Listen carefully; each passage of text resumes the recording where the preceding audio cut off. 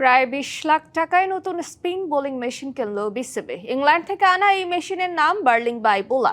সব ধরনের স্পিন করা যাবে এই মেশিন থেকে, যার ফলে ব্যাটাররা সুবিধামতো বল করতে পারবেন অনুশীলনে। হোম অফ ক্রিকেটে এই মেশিনের ব্যবহার শেষে এসব তথ্য জানান ক্রিকেট অপারেশন ম্যানেজার শাহরিয়ার নাফিস। এই বোলিং মেশিনটা খুব একটা বেশি ইউজ হয় না, কারণ আমরা হোম অব ক্রিকেটে নতুন অতিথি, তবে ব্যক্তি নয় বস্তু। ভেঙে বললে বোলিং মেশিন। আপাত দৃষ্টিতে নিছক একটা বোলিং মেশিন, নতুন কিছু নয়। আবার উপমহাদেশের ক্রিকেট অনুশীলনে নতুন যন্ত্র। স্পিন বোলিং এই মেশিন হোম অব ক্রিকেটে প্রথম দিন নিজেই অপারেট করে এর বিশেষত্ব তুলে ধরলেন ক্রিকেট অপারেশনস ম্যানেজার শাহরিয়ার নাফিস।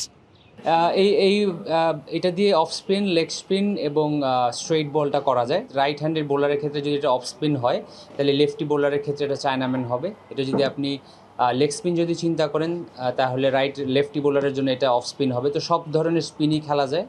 নতুন মেশিন কিনতে কত টাকা গুনতে হলো বিসিবিকে? টাকায় নয়, কিনতে হয়েছে পাউন্ডে। আনা হয়েছে ইংল্যান্ড থেকে। নর্মালি যে বোলিং মেশিনগুলো আমরা ইউজ করি, এগুলো তো ফাস্ট বোলিং আসে, বল সুইং করে, বাউন্স করে।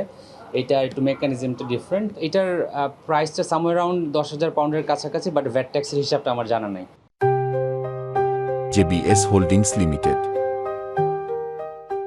স্পিন বোলিং মেশিন প্রসঙ্গ শেষে হোমে নিউজিল্যান্ড সিরিজ প্রসঙ্গ। ক্রিকেট অপারেশনস ম্যানেজার খোঁজ খবর রেখেছেন জাতীয় দলের ক্রিকেটার ও তাদের প্রস্তুতির। বললেন, সেরা প্রস্তুতি নিয়েই কিউইদের মোকাবেলা করতে যাচ্ছে টাইগাররা।